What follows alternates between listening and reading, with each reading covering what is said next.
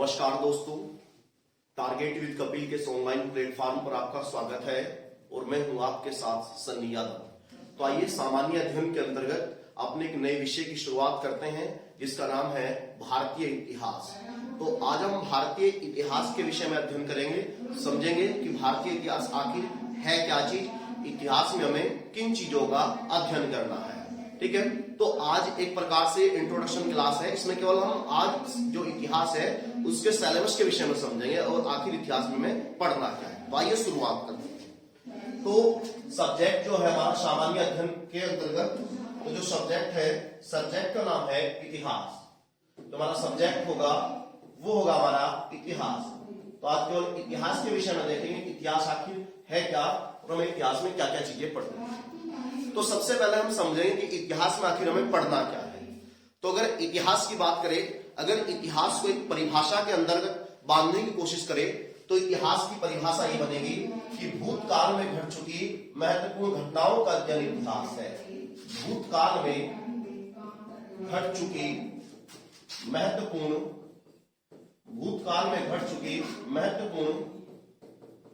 घटनाओं का अध्ययन इतिहास है। महत्वपूर्ण घटनाओं का अध्ययन इतिहास है। यानी हम भूतकाल में केवल उन्हीं घटनाओं का अध्ययन करेंगे जो कहां पे हो चुकी, भूतकाल, या दूसरे शब्दों में कहा जाए तो अतीत, यानी जो घटनाएं अतीत में घट चुकी। लेकिन भूतकाल में पहली शर्त ये होगी कि वो घटनाएं भूतकाल में घटी हो, और दूसरी शर्त ये है कि वो घटना कैसी हो, महत्वपूर्ण हो। वो घटना महत्वपूर्ण होनी चाहिए, यानी कि उसका समाज पर कोई व्यापक प्रभाव पड़ा हो, जिससे समाज में एक परिवर्तन आया हो। वो परिवर्तन सकारात्मक हो या नकारात्मक, उससे हमें मतलब नहीं, बस परिवर्तन होना चाहिए। वो घटना महत्वपूर्ण हो और समाज में उसको कोई प्रभाव पड़ा। प्रभाव सकारात्मक भी हो सकता है और नकारात्मक भी हो सकता है। ठीक है, तो इतिहास की हमारी डेफिनेशन ये होगी कि भूतकाल में घट चुकी महत्वपूर्ण घटनाओं का अध्ययन क्या है, इतिहास है। तो आइए अब हम बात करते हैं भारतीय इतिहास के विषय में। अगर भारतीय इतिहास की बात करें तो जो भारतीय इतिहास है, भारतीय इतिहास को तीन कालखंडों में, तीन पार्ट्स में डिवाइड किया गया है। यानी जो भारतीय इतिहास है उसे तीन पार्ट्स में बांटा गया है। सबसे पहले पार्ट्स की बात करें तो सबसे पहला पार्ट है प्राचीन इतिहास, यानी कि एनिसेंट हिस्ट्री, प्राचीन इतिहास। दूसरा होगा हमारा मिडिवल, यानी कि मध्यकालीन इतिहास। और तीसरे पार्ट की बात करें तो होगा हमारा आधुनिक इतिहास। तीसरा पार्ट होगा हमारा आधुनिक इतिहास, यानी कि मॉडर्न हिस्ट्री, यानी कि मॉडर्न हिस्ट्री। यानी भारतीय इतिहास को कितने पार्ट में बांटा गया, तीन में, प्राचीन, मध्यकालीन और आधुनिक। बिल्कुल इतिहास का ये बेसिक है, बिल्कुल बेसिक से लेकर चलेंगे हम, यानी कि जीरो लेवल से लेकर चलेंगे और टॉप लेवल तक पहुंचेंगे। ठीक है, तो इतिहास को, जो भारतीय इतिहास है उसे कितने भाग में बांटा गया, तो तीन भाग में। पहला कौन सा है, प्राचीन, यानी पहला प्राचीन है। नंबर 2 की बात करें तो मध्यकालीन है, और नंबर 3 की बात करें तो आधुनिक इतिहास है। अब हमें कैसे पता लगेगा कि कौन सी घटना प्राचीन में होगी, कौन सी मध्यकालीन में होगी, कौन सी आधुनिक में होगी। तो इनका एक टाइम पीरियड, एक समय अवधि निश्चित की गई है कि ये घटनाएं प्राचीन में होगी, इसके और इसके बीच में जो घटनाएं घटेगी वो मध्यकाल में होगी, और इससे इसके बीच में जो घटना होगी वो आधुनिक में होगी। जैसे मान के चलो कि कोई बच्चा 0 से 5 वर्ष तक, उसे क्या कहा जाएगा, शिशु होगा। उसके बाद वो अपनी बाल्यावस्था में जाएगा, उसके बाद अपनी युवावस्था में, उसके बाद प्रौढ़ अवस्था में, उसके बाद वृद्ध अवस्था में। अब ये नहीं है कि हम किसी 20 वर्ष के नव युवक को हम क्या बोल दें, शिशु नहीं बोल सकते हम 20 साल के बच्चे को। इसी प्रकार इतिहास का एक टाइम है कि जो इसके बीच में होगा वो घटना यहाँ पे आएगी। ठीक है, तो देखते हैं जो प्राचीन और मध्यकालीन और आधुनिक इतिहास है, इनका आखिर टाइम पीरियड क्या है। ठीक है, तो टाइम पीरियड देखते हैं हम। तो अगर बात करें हम प्राचीन इतिहास की, तो अगर हम बात करें प्राचीन इतिहास की, तो प्राचीन इतिहास जो है उसके टाइम पीरियड की बात करें तो प्राचीन इतिहास का जो टाइम पीरियड है वो हमारा रहा है 2500 बीसी से लेके 647 एडी, 2500 बीसी से लेके 647 एडी। और उसके बाद अगर मध्यकालीन की बात करें तो मध्यकालीन रहा है 647 एडी से लेकर 1707 एडी तक, 1707 एडी तक। और उसके बाद आधुनिक इतिहास की बात करें तो ये हमारा रहा है 1707 एडी से लेकर 1947 एडी तक, यानी जब तक देश आजाद हुआ। यानी आप कहोगे कि इसके बाद का इतिहास नहीं है क्या, इसके बाद का इतिहास है, उसे बोला जाता है समकालीन भारत का इतिहास। ठीक है, उसके विषय में हम बाद में चर्चा करेंगे। महत्वपूर्ण पाठ हमारे तीन हैं, प्राचीन, मध्यकालीन और आधुनिक इतिहास। ये तीन महत्वपूर्ण पाठ है। तो जो प्राचीन इतिहास है, प्राचीन इतिहास का टाइम पीरियड है 2500 बीसी से लेकर 647 तक। मध्यकालीन की बात करें तो 647 से लेकर 1707 तक, और आधुनिक की बात करें तो 1707 से लेकर 1947 तक। यानी 2500 बीसी से लेकर 647 के बीच में जो भी घटनाएं घटेंगी, उन सारी घटनाओं को हम किस इतिहास में रखेंगे, प्राचीन इतिहास में रखेंगे। 647 से लेकर 1707 के बीच में जितनी भी घटनाएं घटेंगी, हम उन्हें किस पार्ट में रखेंगे, मध्यकालीन में रखेंगे। और 1707 से लेकर 1947 के बीच की जितनी भी घटनाएं हैं, उन सभी को हम किस पार्ट में रखेंगे, तो आधुनिक इतिहास में रखेंगे। ठीक है, तो ये इतिहास का डिवीजन हो गया 2500 से 647, 647 से लेकर 1707 और 1707 से लेकर 1947। अब आपके मन में सवाल ये आ सकता है कि जो 2500 बीसी है, यानी कि जो ये 2500 बीसी है, क्या 2500 बीसी से पहले इतिहास नहीं था हमारा? 2500 बीसी, अगर 2500 बीसी से पहले की बात करें तो 2500 बीसी से पहले जो हमारा इतिहास का पार्ट आता है, उसे बोला जाता है पाषाण काल। पाषाण काल को फिर कई भाग में बांटा जाता है, पूरा पाषाण काल, मध्य पाषाण काल, नव पाषाण काल। ठीक है, तो वो इतना महत्वपूर्ण टॉपिक नहीं, शुरुआत यहीं से मानेंगे, उसे बाद में उसका रिवीजन करा देंगे, क्योंकि वहां से इतने क्वेश्चन नहीं पूछे जाते आपके। तो केवल जो महत्वपूर्ण है, जो एग्जाम से रिलेटेड टॉपिक है, जहां से क्वेश्चन सर्वाधिक बनने की संभावना है, केवल हम उन्हीं चीजों को पढ़ेंगे, वरना इतिहास बहुत ही विस्तृत सब्जेक्ट है आपका। ठीक है, तो जो प्राचीन इतिहास है वो 2500 से 647, मध्यकालीन 647 से लेकर 1707 और आधुनिक 1707 से लेकर 1947। ठीक है, अब बहुत सारे बच्चे ऐसे हो सकते हैं जिन्हें ये समस्या हो कि ये बीसी क्या है जी, एडी क्या है, एडी क्या है, बीसी क्या है। अगर बीसी और एडी के विषय में बात करें, ये बीसी क्या है, एडी क्या है, तो इनके विषय में देखते हैं। देखिए, तो बीसी और एडी की बात यह है कि जो इतिहास है, जब इतिहास के एक प्रकार से कहा जाए लेखन की शुरुआत हुई, तो जो समय अवधि, जो टाइम पीरियड है, जब उसका निर्धारण किया गया, तो जो इतिहास है ना, इतिहास के जो लिखने की शुरुआत हुई वो पश्चिम देशों से। तो जो पश्चिम देशों से हुई, तो पश्चिम देश जो है वो ईसाई मत को मानने वाले देश है आपके। तो उन्होंने ये कहा कि भाई जिस दिन ईसा मसीह का जन्म हुआ, उस दिन हमने आधार बिंदु मान लिया, उस दिन आधार बिंदु मान लिया। और ये कहा कि ईसा मसीह के जन्म से पूर्व जितनी भी घटनाएं घटी, ईसा मसीह के जन्म से पूर्व जितनी भी घटनाएं घटी, इन्हें बोला जाएगा बीसी। बीसी, इस बीसी का मतलब होगा बिफोर क्राइस्ट, बिफोर क्राइस्ट, यानी बीसी का मतलब होगा बिफोर क्राइस्ट। बिफोर मतलब पहले, क्राइस्ट मतलब जो ईसा मसीह थे उनसे मतलब है, क्राइस्ट से मतलब, यानी कि ईसा मसीह के जन्म से पूर्व घटी घटनाएं। और हिंदी में से दर्शा देंगे हम ईसा पूर्व, हिंदी में दर्शा देंगे हम ईसा पूर्व। और इसी के साथ ये कहा कि जो घटनाएं ईसा मसीह के जन्म के बाद घटी, जो घटनाएं ईसा मसीह के जन्म के बाद घटी, इन्हें दर्शाया जाएगा एसी। इस एसी का मतलब होगा आफ्टर, और इसी का मतलब होगा क्राइस्ट, यानी कि ईसा मसीह के जन्म के बाद घटी घटनाएं, और इसे हिंदी में दर्शा देते हैं हम ईस्वी से। अगर अभी बात करें तो 2021 ईस्वी चली हुई है, यानी ईसा मसीह के जन्म को 2021 साल हो चुके हैं आपके। ठीक है, और इसी एसी का एक नाम है एडी, इसे एडी बोल देते हैं हम, एना डोमिनस बोल देते हैं। ठीक है, तो ये बात याद रखेंगे आप कि बीसी क्या है, एसी क्या है। और दूसरी चीज ये है कि जो बीसी है, बीसी में जो टाइम पीरियड चलेगा वो रिवर्स में चलेगा। जो जितनी बड़ी डिजिट होगी वो उतनी पहले मानी जाएगी, और जो जितनी छोटी होगी वो उतनी बाद में होगी। जैसे अगर मैं आपसे पूछूं कि भैया 2500 बीसी और 2000 बीसी में पहले कौन सा वर्ष है, तो आंसर होगा 2500 बीसी पहला है और 2000 बीसी उसके बाद आया। इसी प्रकार अगर मैं आपसे पूछूं कि 640 बीसी पहला आया, ये आपका 800 बीसी पहला है, पहले कौन सा वर्ष आया, तो आंसर होगा 800 बीसी पहला आया और 640 बीसी बाद में आया। इसमें रिवर्स काउंटिंग चलेगी। जैसे मैंने आपको लिखवाया था 2500, प्राचीन इतिहास लिखवाया था 2500 बीसी से लेकर 647 तक, तो यानी 2500, 2400, 2300, 2200, 2000, 1000, उसके बाद कटते हुए जीरो और यहाँ 1 हो जाएगा आपका, और उसके बाद फिर यहां से चलेगा 1 2 3 4, और जो आपका एसी है, एडी होगा, इसमें जो टाइम पीरियड चलेगा वो बढ़ते हुए क्रम में चलेगा। यानी अगर मैं आपसे पूछूं कि 1947 एडी पहला आया या 1857 एडी पहला आया, तो आंसर होगा 1857 एडी पहला है।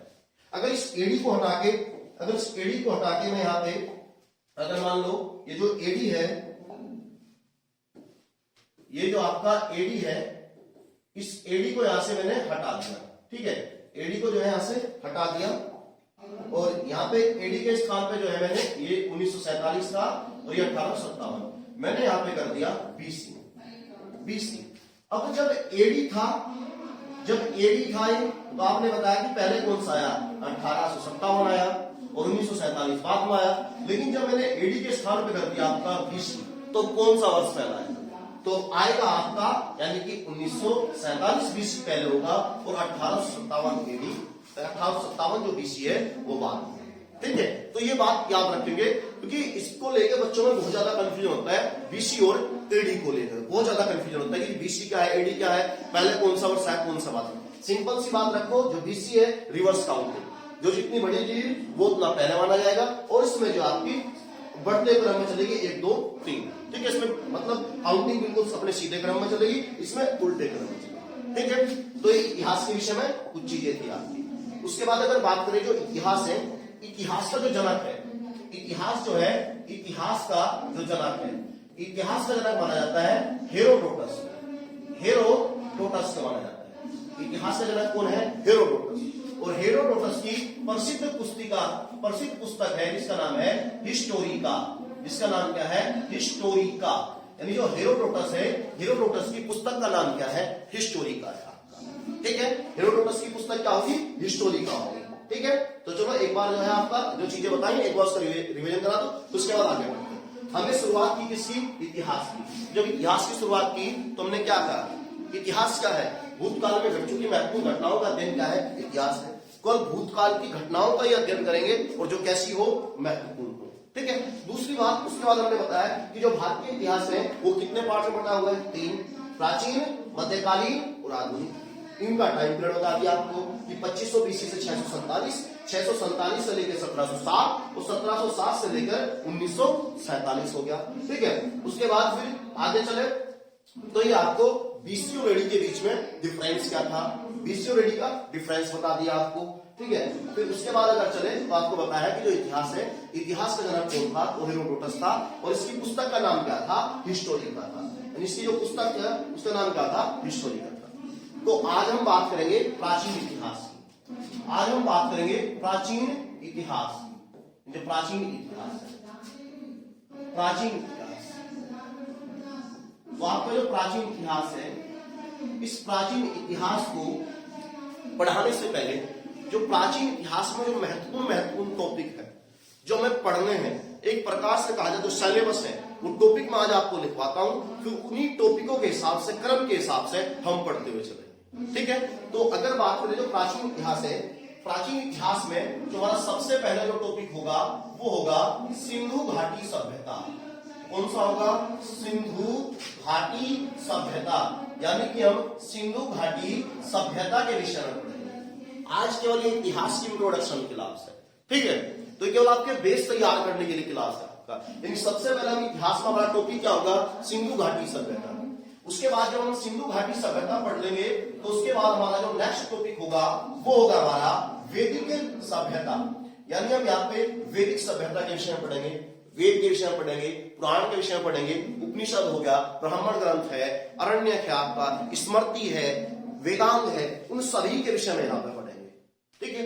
उसके बाद अगर वैदिक सभ्यता के बाद बात करेंगे तो हम धर्मों के बारे में पढ़ेंगे, जिसमें हमारा सबसे पहले हम पढ़ेंगे जैन धर्म। तो यहां से काफी ज्यादा क्वेश्चन पूछे जाते हैं। उसके बाद जब जैन धर्म हो जाएगा हमारा, तो उसके बाद हम पढ़ेंगे आपका बौद्ध धर्म के विषय में। किसके विषय में, बौद्ध धर्म के विषय में। जब बौद्ध धर्म भी हम पढ़ लेंगे तो उसके बाद होगा हमारा आजीवक संप्रदाय। आजीवक संप्रदाय, आजीवक संप्रदाय के विषय में पढ़ेंगे। जब आजीवक संप्रदाय के विषय में पढ़ लेंगे हम, तो उसके बाद हम पढ़ेंगे वैष्णव धर्म के विषय में। वैष्णव धर्म, वैष्णव धर्म बोलिए या भागवत धर्म बोलिए, दोनों इसी के नाम है आपका। उसके बाद अगला टॉपिक होगा हमारा शैव धर्म। अगला हम जब पढ़ेंगे तो हम शैव धर्म के विषय में पढ़ेंगे। और उसके बाद जब हम शैव धर्म के विषय में पढ़ लेंगे, उसके बाद हमारे यहां से शुरू होंगे महाजनपद। महाजनपदों की संख्या 16 थी और जिसमें सबसे महत्वपूर्ण महाजनपद था मगध। यानी अगर देखा जा तो जो पूरा का पूरा प्राचीन इतिहास है वो मगध महाजनपद पर ही टिका हुआ है। यानी मगध महाजनपद इतिहास बराबर प्राचीन भारतीय इतिहास, यानी प्राचीन भारतीय इतिहास में हमें मगध महाजनपद के इतिहास ही पढ़ना है। तो मगध महाजनपद के विषय में बात करें तो मगध महाजनपद में आने वाला जो पहला वंश था वो था आपका हर्यक वंश।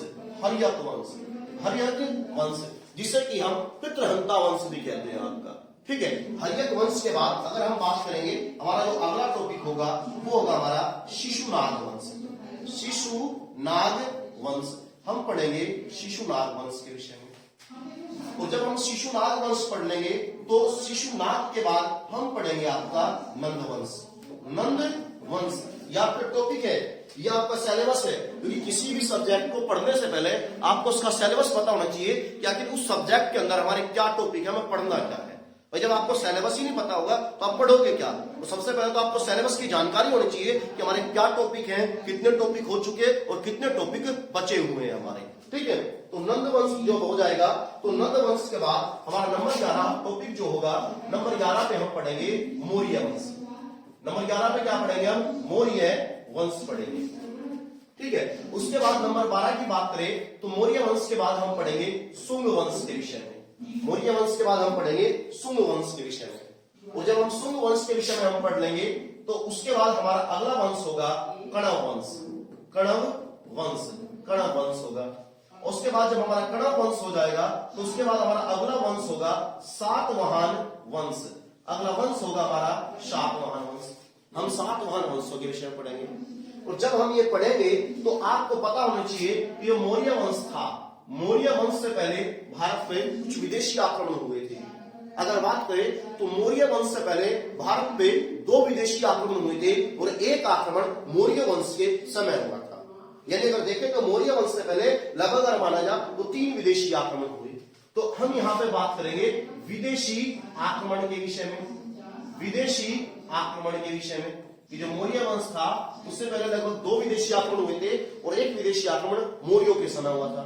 तो फिर विदेशी आक्रमणकारियों के विषय में यहीं पढ़ेंगे आपका, ठीक है। विदेशी आक्रमणकारियों के विषय में पढ़ेंगे हम, ठीक है। यहाँ पे जो नंबर है वो 14 हो गया था, तो यहाँ पे ले लेंगे हम 15 नंबर। तो 15 में एक वंश आया था भारत में, इसमें आक्रमण करा था सबसे पहले, उसका नाम था हकमनी वंश। उस हकमनी वंश की बात करें तो उसके बाद भारत में जो आक्रमण करा था वो करा था आपका सिकंदर ने। सभी को पता सिकंदर के विषय में।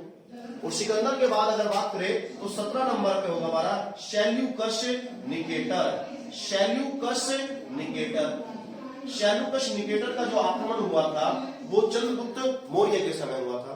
ये 3 विदेशी आक्रमण हो गया, ठीक है। अगर उसके बाद फिर भी भारत में विदेशी आक्रमण हुए जो मौर्य वंश था, मौर्य वंश के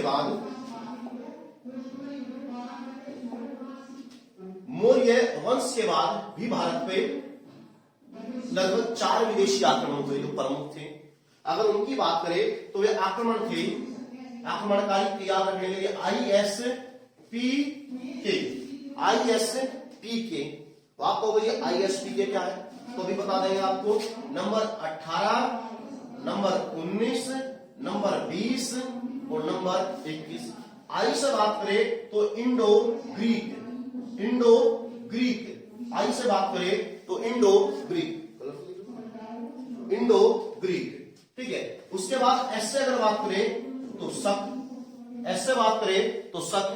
और उसके बाद पी से अगर बात करें तो पहलव, पी से अगर बात करें तो पहलव।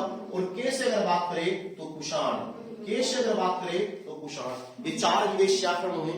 यानी अगर देखा जाए जो मौर्य वंश था, मौर्य वंश से पहले भारत में 3 विदेशी आक्रमण हुए, हकमनी वंश, सिकंदर और सेल्यूकस निकेटर। वो बात अलग है, सेल्यूकस निकेटर मौर्यों के समय आया था। उस समय मौर्य वंश जो स्थापित ही हुआ था, चंद्रगुप्त मौर्य शासक बना था। और उसके बाद अगर बात करें तो 4 विदेशी आक्रमण उसके बाद हुए प्रमुख, जिसमें इंडो ग्रीक थे, शक थे, पहलव थे और कुषाण थे। जिसमें सबसे महत्वपूर्ण है कुषाण, उसके बाद शक, इंडो ग्रीक। पहलव के विषय में ज्यादा कुछ नहीं है, बस पहलव के विषय में इतनी बात याद रखनी कि भारत में जो पहला ईसाई व्यक्ति आया था पुर्तगाली सेंट थॉमस, वो पहलव के समय ही आया था आपका, ठीक है। उसके बाद अगर बात करें तो सातवाहन वंश के बाद अगर इधर ले आपका, अगर भारतीय वंशों में देखें तो आपका इधर हो जाएगा, ठीक है। तो सातवाहन वंश के बाद बात करें तो यहाँ पे नंबर 21 हो गया, तो यहाँ पे जो नंबर हम 22 डाल देंगे, यहाँ पे हमारा नंबर 22 हो जाएगा। तो भारत में जो शासन रहा वो रहा गुप्त वंश का, गुप्त वंश का। और उसके बाद अगर बात करें तो नंबर 23 होगा आपका वर्धन वंश, वर्धन वंश, वर्धन वंश। और उसी टाइम अगर बात करें हम तो गुप्तों के समय ही भारत पर एक विदेशी आक्रमण और हुआ था, जिसे यहां हम नंबर 24 डाल के लिख देंगे, जिनका नाम था हुंड। इनका नाम क्या था? हुंड। इन्हें हुन भी बोलते हैं और इन्हें हुंड भी बोलते हैं। तो आपका जो प्राचीन इतिहास है, जो प्राचीन इतिहास है उत्तर भारत का, उसमें यह महत्वपूर्ण टॉपिक है आपके। इन्हीं के क्रम के हिसाब से हम चलेंगे आपका, इन्हीं के क्रम के हिसाब से।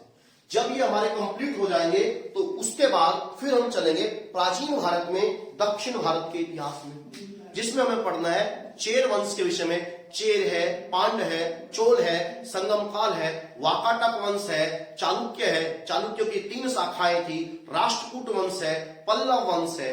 जब ये टॉपिक हमारे कंप्लीट हो जाएंगे तो उसके बाद फिर हम दक्षिण भारत के इतिहास पे चलेंगे। यानी अगर प्राचीन भारतीय इतिहास की बात करें तो हम सबसे पहले जो टॉपिक पढ़ेंगे वो कौन सा होगा? तो वो होगा हमारा सिंधु घाटी सभ्यता।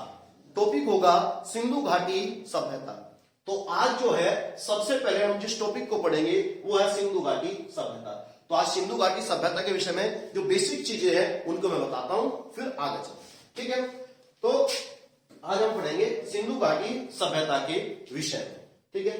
तो जो हमारा टॉपिक है, जो हमारा टॉपिक है वो आज होगा सिंधु घाटी सभ्यता।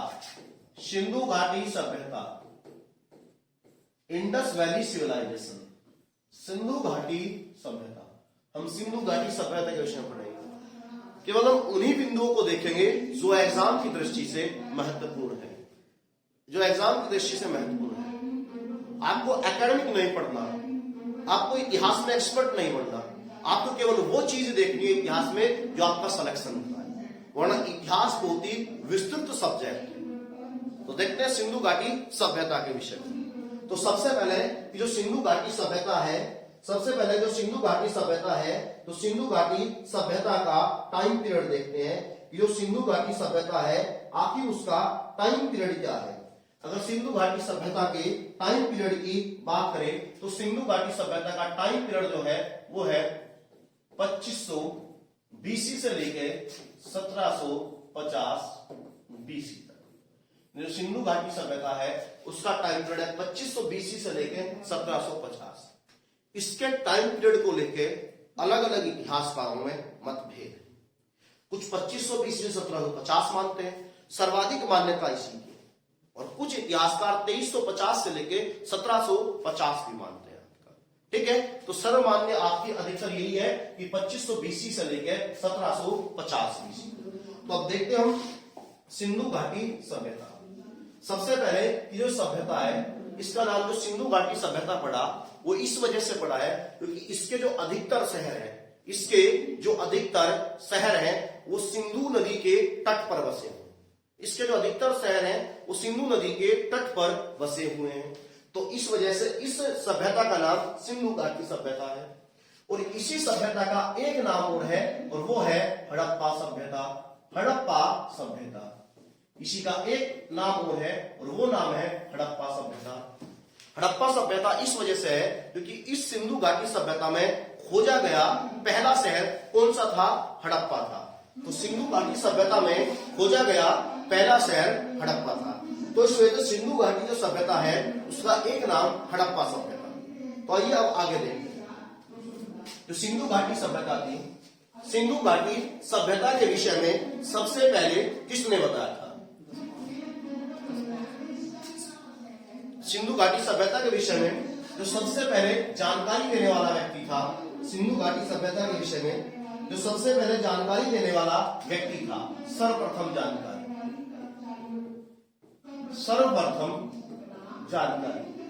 तो सर्वप्रथम जानकारी देने वाला व्यक्ति जो था उसका नाम था चार्ल्स मैसन। चार्ल्स मैसन।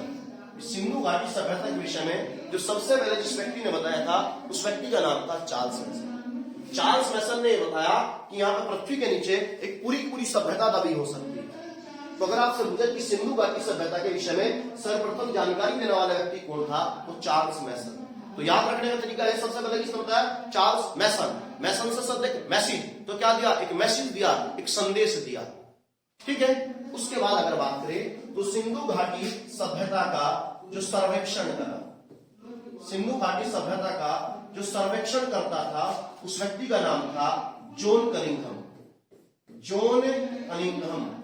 सिंधु घाटी सभ्यता का सर्वेक्षण करने वाले व्यक्ति का नाम था जॉन कनिंघम। जॉन कनिंघम वो व्यक्ति था जिसने उस पूरे के पूरे जो एरिया का सर्वेक्षण कर दिया और ये कहा इस पूरे के पूरे एरिया में ये सभ्यता फैली हुई। ठीक है। तो अगर आपसे पूछे कि सिंधु घाटी सभ्यता के विषय में बताने वाला व्यक्ति कौन था? चार्ल्स मैसन। सर्वेक्षण करने वाला व्यक्ति कौन था? John Cunningham. उसके बाद आपसे पूछेगा जो सिंधु घाटी सभ्यता थी, सिंधु घाटी सभ्यता का नामकरण किसने करा था? तो सिंधु घाटी सभ्यता का नामकरण करने वाला जो व्यक्ति था उसका नाम था sir John Marshall. Sir John Marshall. तो आप इसे यहां से याद रखेंगे, कौन था? Sir John Marshall. सिंधु घाटी सभ्यता का विषय बताने वाला चार्ल्स मैसन, सर्वेक्षण करने वाला जॉन कनिंघम, नामकरण करने वाला जॉन मार्शल। उसके बाद जो सिंधु घाटी सभ्यता की खुदाई करने की जिम्मेदारी दी गई थी, यानी जिस व्यक्ति को उत्खनन करने की जिम्मेदारी दी गई थी, यानी उत्खनन करता, अगर उत्खनन करता की बात करें, अगर उत्खनन कर्ता की बात करें तो उत्खनन जो करता था उस व्यक्ति का नाम था दयाराम साहनी। दयाराम साहनी। यानी सिंधु घाटी सभ्यता का उत्खनन करता कौन था? दयाराम साहनी। और दयाराम साहनी जो था, तो दयाराम साहनी ने जो सबसे पहले जिस शहर की खोज की थी उस शहर का नाम क्या था? हड़प्पा। हड़प्पा जो शहर खोजा गया सबसे पहले, तो उस शहर का नाम था हड़प्पा। इसी वजह से जो सिंधु घाटी सभ्यता है उसका एक दूसरा नाम क्या है? उसका एक दूसरा नाम है आपका हड़प्पा सभ्यता। तो ये फैक्ट महत्वपूर्ण है, आपसे पूछेगा सिंधु घाटी सभ्यता के विषय में सबसे पहले किसने बताया? चार्ल्स मैसन। सर्वेक्षण किसने करा? John Cunningham. नामकरण करने वाला व्यक्ति कौन था? John Marshall. खुदाई करता यानी उत्खनन करता करने वाला व्यक्ति कौन था? तो आंसर होगा आपका दयाराम साहनी। सबसे महत्वपूर्ण चीज है जीएस में, जो चीज आपने पढ़ी है उसका आप लिख के प्रैक्टिस करो। अगर आप लिख के प्रैक्टिस नहीं कर सकते तो जो चीजें मैं आपको पढ़ा रहा हूं यहाँ पे, जिस समय मैं रिवाइज कराता हूं, तो आप साथ के साथ उस चीज को रिवाइज करने की कोशिश करो।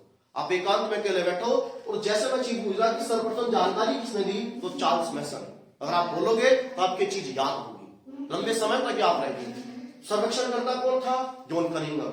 नामकरण किसने करा? John Marshall. उत्खनन करता कौन था? दयाराम साहनी। और उत्खनन में सर्वप्रथम कौन सा शहर मिला था? तो सबसे पहले मिलने वाला शहर कौन सा था?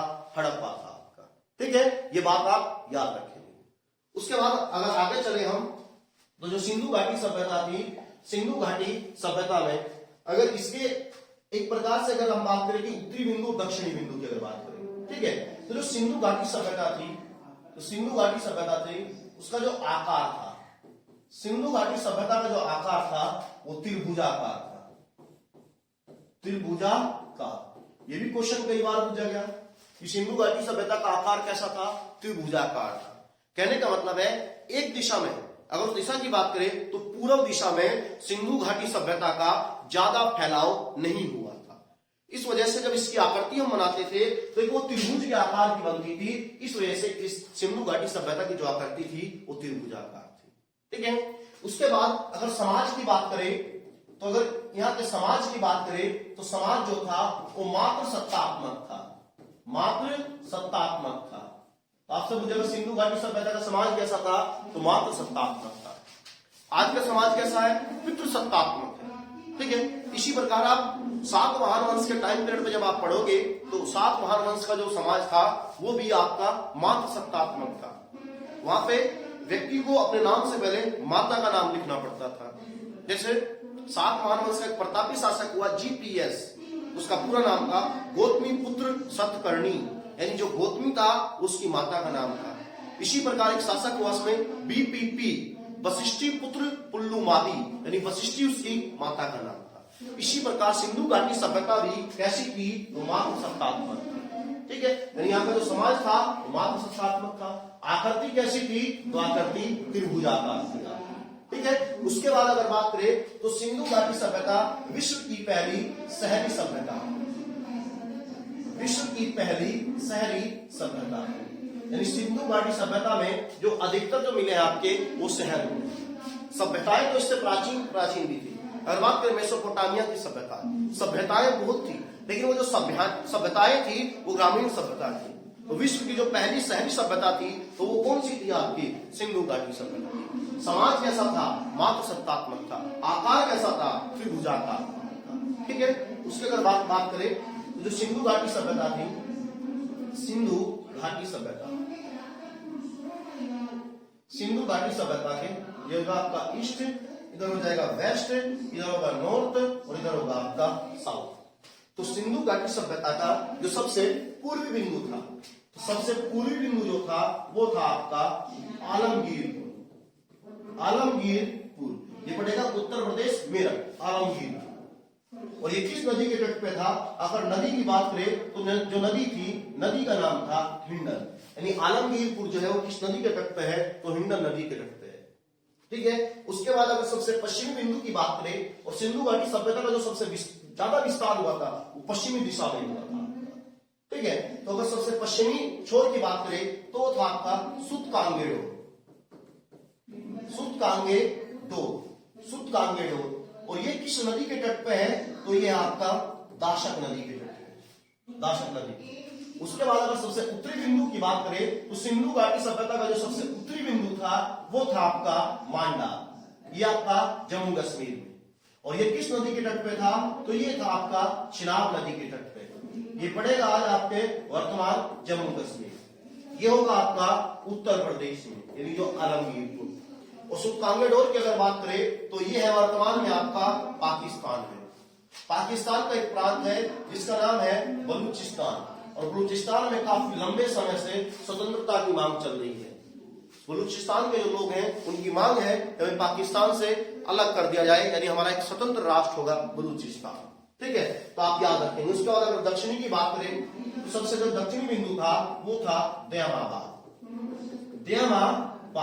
और ये जो है किस नदी पे था, परवरा। और परवरा किसकी सहायक नदी है, तो गोदावरी की। यानी कि आपको ऑप्शन में परवरा भी मिल सकता है और आपको ऑप्शन में गोदावरी भी मिल सकता है। ठीक है, ये पड़ेगा आपका महाराष्ट्र में, ये पड़ेगा आपका महाराष्ट्र में। तो सिंधु घाटी सभ्यता का सबसे पूर्वी बिंदु, अगर पूर्वी बिंदु की बात करें तो आलमगीर, किस नदी पे, हिंडन नदी पे। पश्चिमी सुतकांगेडो, किस नदी पे, दाशक नदी पे। सबसे उत्तरी बिंदु मांडा, किस नदी पे, तो चिनाब नदी पे। सबसे दक्षिणी बिंदु दयामाबाद, किस नदी पे, परवरा, या ऑप्शन में होगा गोदावरी। ठीक है, और सिंधु घाटी सभ्यता का सबसे कम विस्तार किस दिशा में हुआ, तो पूर्व दिशा में हुआ। सबसे कम विस्तार पूर्व दिशा में हुआ सिंधु घाटी सभ्यता का। और सबसे ज्यादा अगर विस्तार की बात करें तो सबसे ज्यादा जो विस्तार हुआ सिंधु घाटी सभ्यता का, तो सबसे ज्यादा विस्तार सिंधु घाटी सभ्यता का जो हुआ वो हुआ था आपका पश्चिम दिशा में। ठीक है, पश्चिम दिशा में। ठीक है, चलिए आगे बढ़ते हैं। यानी जो सिंधु घाटी सभ्यता का सबसे कम विस्तार, तो सबसे कम विस्तार की बात करें तो पूर्वी दिशा में, सबसे कम विस्तार पूर्वी दिशा में। और सर्वाधिक विस्तार की अगर बात करें हम, सिंधु घाटी सभ्यता का सर्वाधिक जो विस्तार हुआ वो हुआ आपका पश्चिम दिशा, वो हुआ आपका पश्चिम दिशा में। ये क्वेश्चन पूछे गए हैं कि सबसे कम विस्तार पूर्वी दिशा, सर्वाधिक विस्तार पश्चिमी दिशा में हुआ आपका सिंधु घाटी सभ्यता का। ठीक है, तो याद रखेंगे आकृति कैसी थी, त्रिभुजाकार। त्रिभुजाकार से मतलब है कि मान लो ये सबसे उत्तरी बिंदु हो गया, दक्षिणी हो गया, पश्चिमी बिंदु हो गया आपका। ठीक है, तो जब इसे हम इस प्रकार से मिलाएंगे ये आपका ये त्रिभुज बनेगा आपका। तो जो इसका पूर्वी बिंदु था, पूर्वी बिंदु भी हल्का सा इधर इतना विस्तार हुआ था। इस वजह से जब हम आकृति बनाएंगे तो आकृति जो त्रिभुज का आकार लेगी, इसी वजह से कहा गया कि सिंधु घाटी सभ्यता कैसी थी, त्रिभुजाकार थी आपकी। ठीक है, उसके बाद अगर हम बात करें यहाँ की जो लिपि है सिंधु घाटी सभ्यता की, अगर लिपि की बात करें तो जो लिपि मिली है वो मिली है भाव चित्रात्मक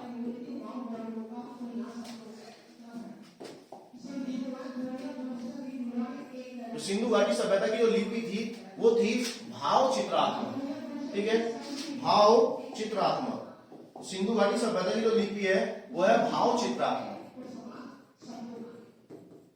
भाव चित्रात्मक। और आज तक अभी लिपि पढ़ी नहीं गई आपकी, भाव चित्रात्मक, ठीक है। भाव चित्रात्मक की अगर बात करें यानी कि चित्रों के माध्यम से भाव को दर्शाया गया था आपका।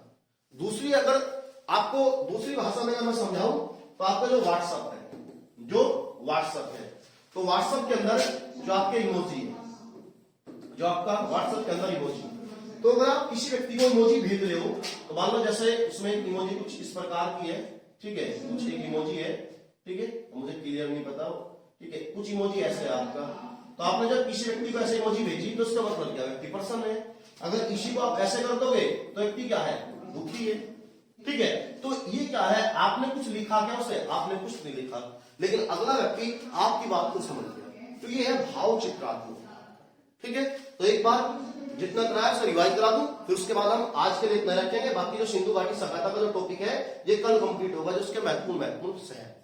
तो हमने जो बात करी वो आज किस सब्जेक्ट की करी, इतिहास की बात करी। और इतिहास की जब हमने बात करी तो हमने इतिहास की जब बात करी तो हमने बताया इतिहास का जन्म कौन है, हेरोडोटस है। पुस्तक का नाम क्या है, हिस्टोरिका। जो हेरोडोटस था, हेरोडोटस की पुस्तक कौन सी है, हिस्टोरिका है, ठीक है। हेरोडोटस की पुस्तक क्या होगी, हिस्टोरिका होगी। इतिहास क्या है, भूतकाल में घट चुकी महत्वपूर्ण घटनाओं का। इतिहास को कितने भागों बांटा हमने, 3 में। किस किस में, प्राचीन, मध्यकालीन और आधुनिक। इनका जो टाइम पीरियड था, इनका जो समय अवधि थी, वो समय अवधि भी हमने बता दी कि प्राचीन की 2500 बीसी से लेकर 647, मध्यकालीन 647 से लेकर 1707, आधुनिक 1707 से लेकर 1947 तक हो गया, ठीक है। उसके बाद आपका जो ये आपका एसी और जो आपका बीसी और एडी में डिफरेंस था वो बता दिया। ईसा मसीह के जन्म से जो पूर्व घटनाएं घटी उन्हें हम बीसी बोलेंगे, यानी बिफोर क्राइस्ट, यानी ईसा पूर्व। और उनके बाद जन्म के बाद जो घटनाएं घटी उन्हें हम एसी भी बोल देंगे और एडी भी बोल देंगे। एसी मतलब आफ्टर क्राइस्ट, एडी एना डोमिनस हो जाता है, यानी ईसवी। बीसी में जो जितनी बड़ी डिजिट होगी वो उतना पहला माना जाएगा, और एसी में जो जितनी छोटी होगी वो पहला, यानी इसमें रिवर्स काउंटिंग होगी, इसमें आपके बढ़ते क्रम में होगा, ठीक है। ये सारी चीज होगी क्या, ये हो गया हमारा हेरोडोटस होगा, हिस्टोरिका होगा। उसके बाद ये हमने बताया था कि इतिहास को कितने भागों में बांटा, 3। तो हमने कहा था हम पहले कौन से पढ़ेंगे, प्राचीन इतिहास पढ़ेंगे। तो प्राचीन इतिहास का आपको टॉपिक बताया कि सिंधु घाटी सभ्यता, वैदिक, जैन धर्म, बौद्ध धर्म, आजीवक, वैष्णव, शैव, हर्यक, शिशुनाग वंश, नंद, मौर्य, शुंग वंश, कणव वंश, सातवाहन, गुप्त और वर्धन वंश। उसके बाद ये बताया था कि आपका मौर्य वंश से पहले 3 विदेशी आक्रमण हुए, जिसमें सबसे पहला कौन सा था, हकमनी वंश था। पहला सबसे पहला कौन था, हकमनी। उसके बाद सिकंदर, उसके बाद सेल्यूकस निकेटर। और ये कहा मौर्यों के बाद ये 4 प्रमुख हुए, इसमें इंडो ग्रीक थे, सब थे, पहला थे कुषाण थे। उसके बाद गुप्त वंश है, और ये कहा एक आक्रमण हुआ था गुप्तों के समय, और वो किसने करा था, आपका हुंडों के द्वारा कराया गया। और उसके बाद प्राचीन इतिहास में अगर लास्ट वंश माना जाए तो वो कौन सा था, वर्धन वंश था। उसके बाद फिर हमारा मध्यकालीन इतिहास होता है। लेकिन ये कहा था कि जो प्राचीन इतिहास है ये केवल उत्तर भारत का है, इसके अलावा प्राचीन इतिहास में हम दक्षिण भारत का इतिहास भी पढ़ेंगे, जिसमें हमने चेर वंश के बारे में पढ़ना। चेर है, पांड है, चोल है, वाकाटक है, राष्ट्रकूट है, चालुक्य है, वातापी के चालुक्य है, आपके कल्याणी के चालुक्य, बैंगी के चालुक्य, उन सभी के विषय में पढ़ेंगे हम, ठीक है। उसके बाद अगर फिर बात करें तो हमने टॉपिक पढ़ा है पहला कौन सा, सिंधु घाटी सभ्यता। टाइम पीरियड 2500 बीसी से लेकर 1750। ये कहा कि जो सिंधु घाटी सभ्यता है उसी का एक नाम क्या है, हड़प्पा। सिंधु घाटी सभ्यता के विषय में सबसे पहले जानकारी किसने दी, चार्ल्स मर्सर। सर्वेक्षण किसने करा, जॉन कनिंघम। नामकरण किसने करा, जॉन मार्शल। उत्खनन करता कौन था, दयाराम साहनी। सबसे पहला शहर कौन सा खोजा, हड़प्पा खोजा आपका, ठीक है। सबसे पहला शहर कौन सा मिला था, तो आपका हड़प्पा मिला था। उसके बाद इसके आकार की बात करी, सिंधु घाटी सभ्यता का आकार कैसा था, त्रिभुजाकार था। समाज कैसा था, मातृसत्तात्मक था। उसके जो बिंदु थे, पूरी बिंदु, पश्चिमी बिंदु, उत्तरी बिंदु और दक्षिणी बिंदु। सबसे पूर्वी बिंदु आलमगीर और पश्चिमी बिंदु सुतकांगेड़ और उत्तरी बिंदु चिनमांडा और दक्षिणी बिंदु देवाबाद। ये हो गया हमारा। उसके बाद अगर बात करें तो इसके आप बताया कि सबसे कम विस्तार किस दिशा में था, पूरब। सर्वाधिक विस्तार किस दिशा में था, पश्चिम। लिपि कैसी थी, भाव चित्रात्मक, ठीक है। अभी जो सिंधु घाटी सभ्यता है उसमें जो खोजे गए जो प्रमुख शहर थे अभी वो हमारे बचे हुए हैं, ठीक है। तो जो प्रमुख शहर है उनसे क्या क्या हमें साक्ष्य प्राप्त हुए, क्या क्या चीजें मिले, उनके विषय हम कल अध्ययन करेंगे। तो आपके लिए महत्वपूर्ण चीज ये है, आप इसे क्रमबद्ध तरीके से वीडियो को पॉज करके आप इसे नोट कर लेंगे, आप इसे नोट कर लेंगे। और जो सिलेबस है इसका, ये सिलेबस भी आप नोट कर लेंगे कि हमें क्रम क्या रहेगा हमारा। आज क्या है, सिंधु घाटी सभ्यता, तो कल जो होगा सिंधु घाटी सभ्यता जो है वो समाप्त हो जाएगा, उसके बाद फिर वैदिक, जैन धर्म, बौद्ध धर्म, आजीवन। तो महत्वपूर्ण चीज ये है कि सबसे पहले आप जो वीडियो है आप उसे देखो, चीज को समझो, उसके बाद दूसरी बार वीडियो देख के आप नोट्स बनाओ। आप अगर साथ के साथ देख रहे हो, साथ के साथ लिख रहे हो, तो उसमें आपको समस्या होगी समझने में। तो सबसे पहले एक बार जो है इसे समझ लो, उसके बाद फिर जो है इसके नोट्स बना लो। ठीक है, तो आज के लिए इतिहास में इतना ही, मिलते हैं कल।